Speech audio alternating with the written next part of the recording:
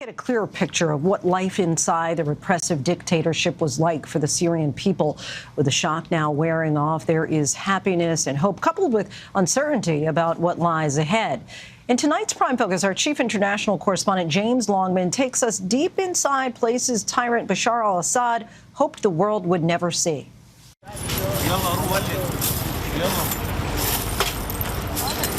Syria made history this week. And now they have to build a future. That starts by sweeping away the remnants of violent dictatorship. Gun casings litter the central square from nightly celebrations. But the reality of revolution is starting to bite.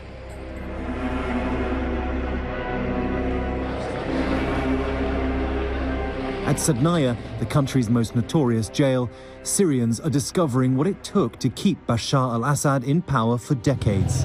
It's extraordinary. This was a high-security prison. People came in here and never came out. And now look, it's a free-for-all.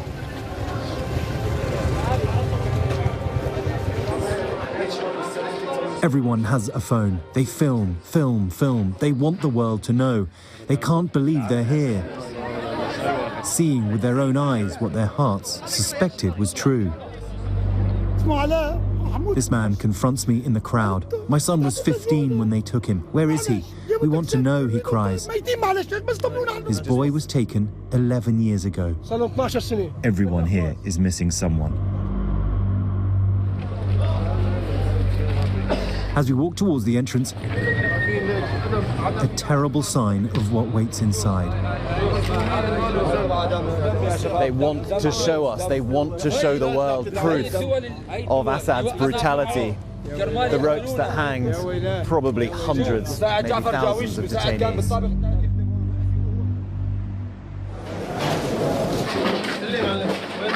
We're among the first journalists to see the inside of this infamous place.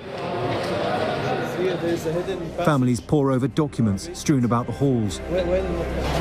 Assad's henchmen kept records of their own bureaucracy of terror. These families hope to find answers in the chaos.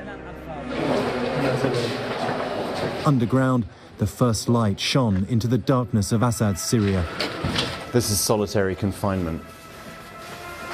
Tiny rooms behind huge metal doors where people would languish for years.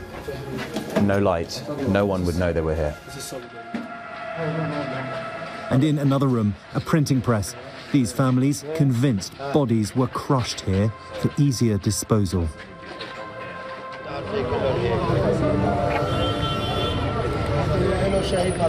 Here too, at the wall outside a Damascus hospital, they're desperate to know the truth, but finding it brings no comfort. We're not going to get too close because it's incredibly graphic, but basically I'm looking at the skeletal remains of multiple human beings.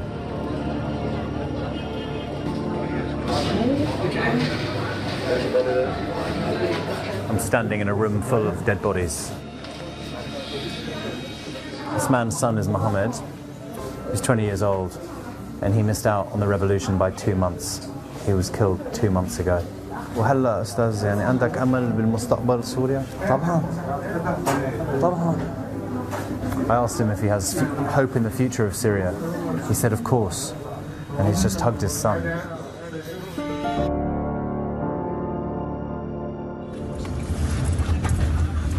We're now driving into Assad's official residence, the presidential palace, the People's Palace as it was called. But regular Syrians were never allowed here. The suffering of Syrians made worse with the knowledge that Assad lived like this, 2 opulent palaces in the capital alone. There is literally nobody here. You can see some of the windows blown out. There's been a fire over there.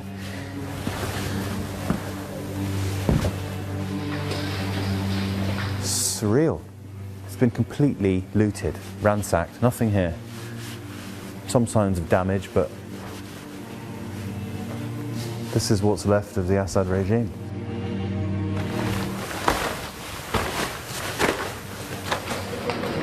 This looks like it might be a receipt book, and this is how much it took to keep the Syrian regime going. Files and files and files of them. There's like 4 floors down. The palace is a labyrinth. God, this place is huge. Just more rooms. More furniture.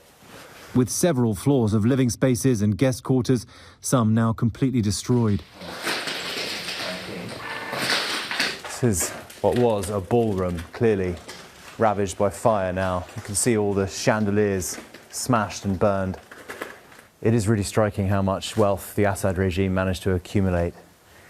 This part of the palace has been completely demolished, burned down. And I guess that's what Syria is facing right now. Can it preserve its wealth? Can it preserve all its beauty? Or is this the future?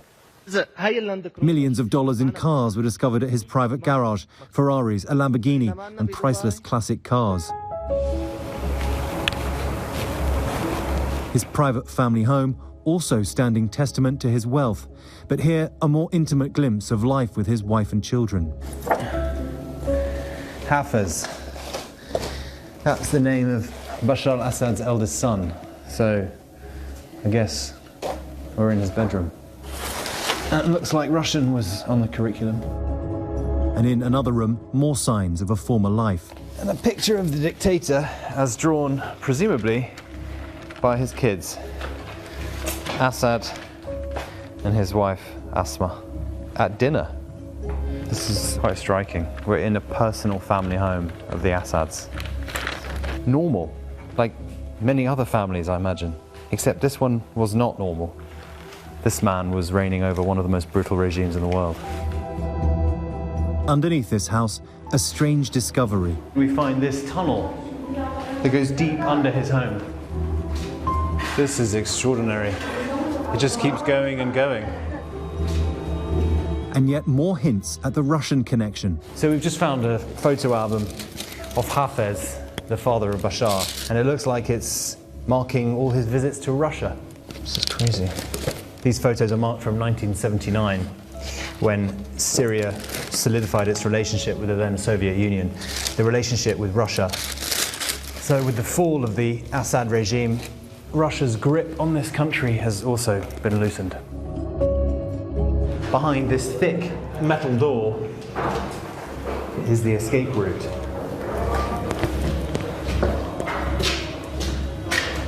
With this ladder going all the way to the surface.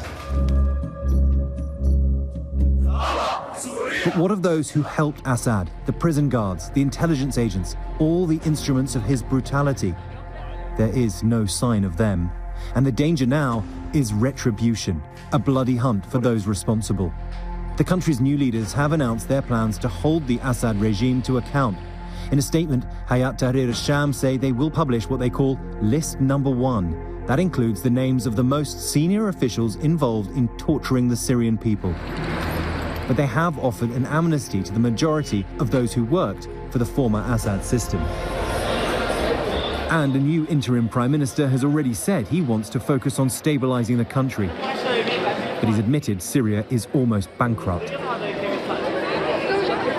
At the 1,300-year-old Umayyad Mosque, there is hope for what comes next. I ask if they're worried about their future. I can see you're smiling, you're shaking with happiness. Yes, I'm shaking. It's really different. Sham, Damascus, Syria is going to be better and better. What are you hoping for your daughter? I hope for her not to be an adult under the Assad regime, and that's good. And you got your wish? Yes, yes. And I hope so. Give them time. Give them time to see. And it takes time. 50 years of destroying Syria doesn't end in 3 days. Okay, give it time. It's all just starting to sink in. Our thanks to James for that.